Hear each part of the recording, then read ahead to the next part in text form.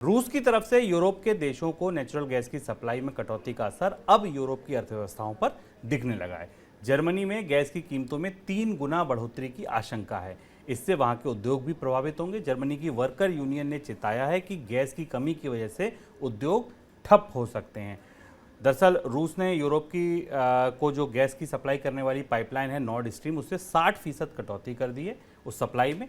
और जर्मनी ही वो देश है जो सबसे ज़्यादा रूस पर निर्भर है गैस के लिए। सर, यूरोप पहले से महंगाई से झुलस रहा है, वहाँ बहुत ज़्यादा दिक्कतें हैं महंगाई को लेकर। ऐसे में अब जब ये आशंकाएं जताई जा रही हैं कि गैस की कीमतें 3 गुना तक बढ़ सकती हैं, कितनी बड़ी चिंता है ये? शुभम, ये कहना मुश्किल है कि रूस रणनीतिक वजह से या यूरोपीय समुदाय को जवाब देने के लिए या सबक सिखाने के लिए गैस की आपूर्ति में कमी कर रहा है या ये सामान्य कमी है।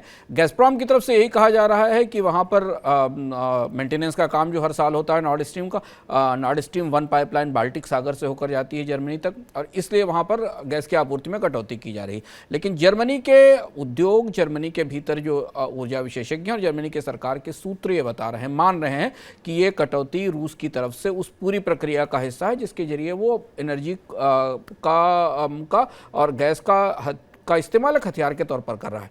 अब यहाँ से रूस के लिए एक बड़ी मुसीबत और यूरोप के लिए एक बड़ी चुनौती शुरू होती है। हाल में ही जो हमारे पास कल आंकड़ा आया शुभम, उस हिसाब से जो 19 प्रमुख देश हैं वहाँ पर महंगाई की दर रिकॉर्ड 8.6% पर हो गई यूरोजोन के। और इसके बाद इस गैस की आपूर्ति में कटौती के बाद इटली को भी गैस की आपूर्ति में कटौती हुई है। यूरोप की कुछ और अर्थव्यवस्थाओं को भी रूस से मिलने वाली गैस में कमी आई है। इसके बाद माना जा रहा है कि अब यूरोजोन की महंगाई उस स्तर तक बढ़ चुकी है जहां यूरोपियन सेंट्रल बैंक को दशकों में पहली बार ब्याज दरों में बढ़ोतरी करनी पड़ेगी। अभी तक यूरोपियन सेंट्रल बैंक एक ऐसा बैंक रहा, आउटलायर बैंक रहा है, अपवाद रहा है, जिसने पिछले कई वर्षों से अपने यहाँ ब्याज दरों में बढ़ोतरी नहीं की, क्योंकि यूरोपीय अर्थव्यवस्थाएं यूरोपियन यूनियन बनने के बाद से लगातार किसी न किसी अर्थव्यवस्था में चुनौती की शिकार रही है और इसलिए वहां पर ईजी मॉनेटरी पॉलिसी फॉलो की गई है। यूरोपियन सेंट्रल बैंक ने पिछले सप्ताह इस बात का संकेत दिया था कि अब पहली बार ऐसी स्थिति है कि जब कोर इन्फ्लेशन, एनर्जी और फूड की इन्फ्लेशन रिकॉर्ड लेवल पर पहुंच रही है और यहां तक कि यूरोप के कुछ देशों की महंगाई में अब एनर्जी इन्फ्लेशन का हिस्सा 50 से 60% तक पहुंच गया और इसलिए शायद यूरो जोन में ब्याज दरें बढ़ने का दौर अगले हफ्ते आ सकता है।